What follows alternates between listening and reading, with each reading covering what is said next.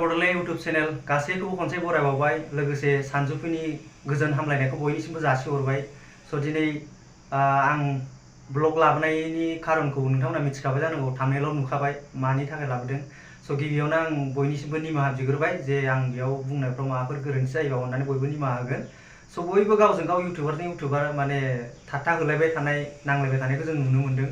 माने सानजानि साहानि खोलाहानि बायदि बायदि बुंनाय गिदिर उन्दै। स' बिनि सायावनो आंबो मोनसे दाख्लैनिफ्राय सानबाय थादों बानायनो, नाथाय आं सम मोनाखै। स' सम मोनैनि जाहोनाव आं बानायासै।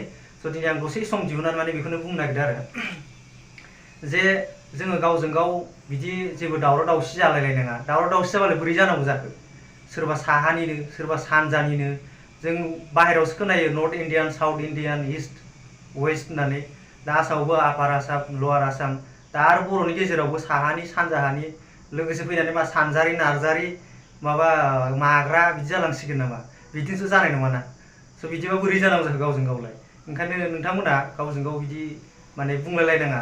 स' आं बेखौ बुंथावामोन, होमबाबो बुंबाय। स' बेयाव गिदिर इउटुबार, उन्दै इउटुबार, स' बुंनो थाङोबाथ' आंनाबोथ' उन्दै एकदम बहुत, दासो 200 साबस्क्राइबार। मैया दाख्लैसो खुलिनाय, आंनावथ' जेबो नलेज गैया इउटुबनि। स' आं नोंथांमोननि भिडिअखौनो नायनानै इनकारेज जायो, नोंथांमोननि भिडिअखौ नायनानै आं सोलोङो, लार्निं खालामो।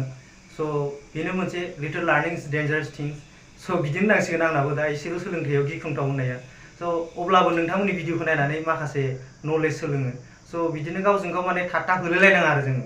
स' आसा खालामदों गाबोननि जिथु जानो गोनां रङियाव इउटुब मिटआप, बेयाव बयबो फैयो, नांलायलायनाङा। स' बिदि नांलायलायबा बोरै जानो? नाथाय मोनसे दुखुनांथाव बाथ्रा जे आं आसामाव गैया। स' बिनि थाखाय आं फैनो हानाय नङा।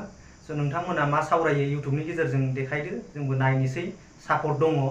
स' आरो गाबोन जाहाथे गावजों गाव इउटुबार मिटआव नांलायलायनाङा, बुलायलायनाङा, बेखौनो गिबियावनो बुंबाय। स' आंनि बुंनायाव माबाफोर गोरोन्थि जादोंबा निमाहा होगोन दै बयबो, निमाहा मोनगोन होननानै सिगाङावनो बुंखानाय जाबाय आरो।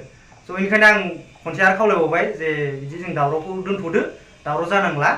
आरो जोङो दिनैनो टारगेट खालामदो, जों गाबोन जेरैखि जाया मोनहैनांगौ, थांनांगौ।